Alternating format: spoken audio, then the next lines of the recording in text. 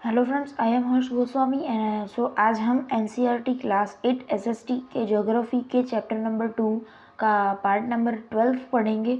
सो ये पार्ट का हमारा जो टॉपिक है वो है डिस्ट्रीब्यूशन ऑफ नेचुरल वेजिटेशन। मतलब नेचुरल वेजिटेशन का डिस्ट्रीब्यूशन, नेचुरल वेजिटेशन को जो पार्ट में डिवाइड किया गया है वो है हमारा topic. So let's start. The growth of the vegetation depends primarily on temperature and moisture. मतलब जो पूरा vegetation होता है वो वेजिटेशन का जो ग्रोथ होता है वो पूरा का पूरा मॉइस्चर और टेम्परेचर पे पूरा निर्धारित होता है, उसके ऊपर ही आधारित होता है। Then the major vegetations type of the world are grouped as a forest, grassland, scrubs and tundra. मतलब ये जो वेजिटेशन है वो अलग अलग टाइप में ग्रुप्ड किया हुआ है, जैसे कि फॉरेस्ट, ग्रासलैंड्स, स्क्रब्स और तंद्रा। मतलब ये जंगल और जो ग्रासलैंड्स होते हैं उनके वैसे वैसे पूरे ग्रुप्स में वो जो वेजिटेशन है उसको डिवाइड करा गया है। The areas of the heavy rainfall huge trees में थ्राइव। मतलब जो एरिया है जिधर हेवी रेनफॉल होती है वहाँ पर ह्यूज ट्रीज होते हैं। The forest are thus associated with areas having abundant water supply. मतलब ये सारे जो फॉरेस्ट होते हैं वहाँ पर अबेंडेंट वाटर सप्लाई होती है, वहाँ पर बहुत सारा वाटर सप्लाई होता है। Then as the amount of moisture decreases the size of the tree and their density reduces. मतलब जैसी जगह पर जैसे जैसे मॉइस्चर घटेगा वैसे वैसे ट्रीज की डेंसिटी, मतलब उनकी घनावट, उनका साइज और उनकी घनावट रिड्यूस होती जाएगी, कम होती जाएगी। In the region of the moderate rainfall short stunted trees and grasslands grow, forming the grasslands of the world. मतलब in the region moderate rainfall, short standard leaves and grass grow, forming the grasslands of the world. मतलब जो छोटे छोटे trees होते हैं और जो grasses होते हैं वो सब मिलाकर एक बड़ा सा ग्रासलैंड फॉर्म करते हैं पूरे वर्ल्ड का। Then in dry area of the low rainfall, thorny shrubs and scrubs grow. In such areas, plants have deep roots and leaves have thorny and waxy surface to reduce loss of moisture by transpiration. मतलब ऐसी जगह पर जो भी plants होते हैं, trees होते हैं, उनकी जो लीव्स होते हैं वो थॉर्नी होते हैं और वैक्सी होते हैं। मतलब उनके ऊपर कांटे होते हैं और बहुत वो बहुत वैक्सी होते हैं, बहुत सिल्क जैसे होते हैं। Then tundra vegetation of cold polar regions comprises of mosses and lichens.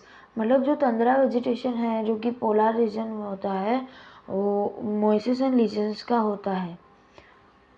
Then forests are broadly classified as evergreen and deciduous depending on when they shed their leaves. मतलब जो फॉरेस्ट है उनको दो टाइप में divide किया गया है, classified करा गया है। एक है एवरग्रीन फॉरेस्ट होता है और दूसरा जो है वो डिसीडियस फॉरेस्ट होता है। और ये किस पे निर्धारित है, मतलब ये कैसे डिफाइन होता है, ये कैसे पता चलता है कि ये एवरग्रीन है और ये deciduous. So on when they shade there leaves, मतलब जब वो अपना लीव्स होते हैं उसको झाड़ देते हैं तब पता चलता है कि ये एवरग्रीन है या deciduous. So evergreen forest do not shade there leaves simultaneously in any season of the year.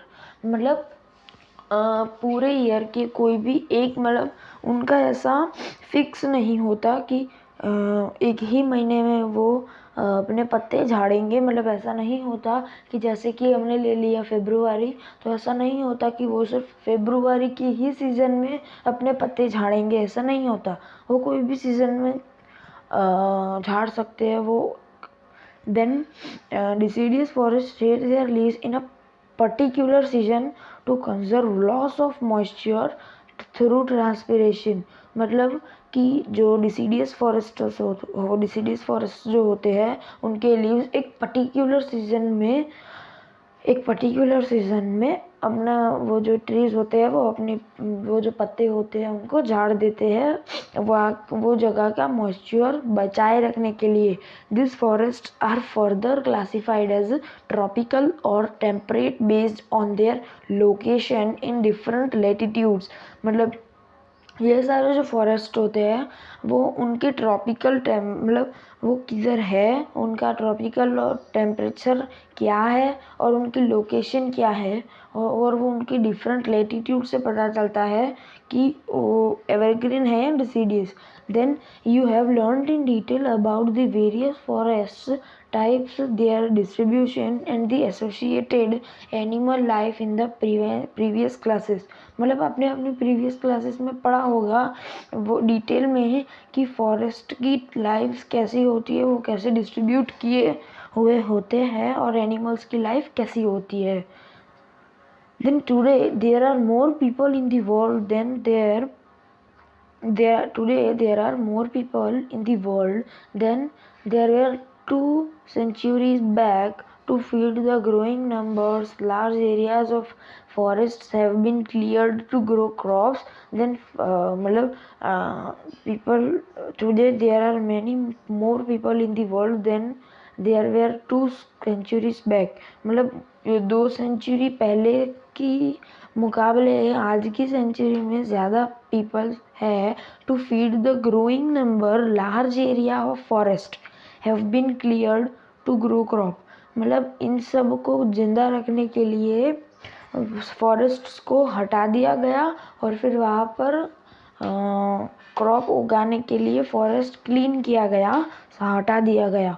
Then forest cover all over the world is vanishing rapidly. मतलब forest cover all over the world is vanishing. मतलब जो पूरा world जो forest ने पूरा cover करके रखा था उसको धीरे धीरे वैनिश करने लगे, मतलब उसको धीरे धीरे साफ करने लगे। There is an urgent need to conserve the valuable resource.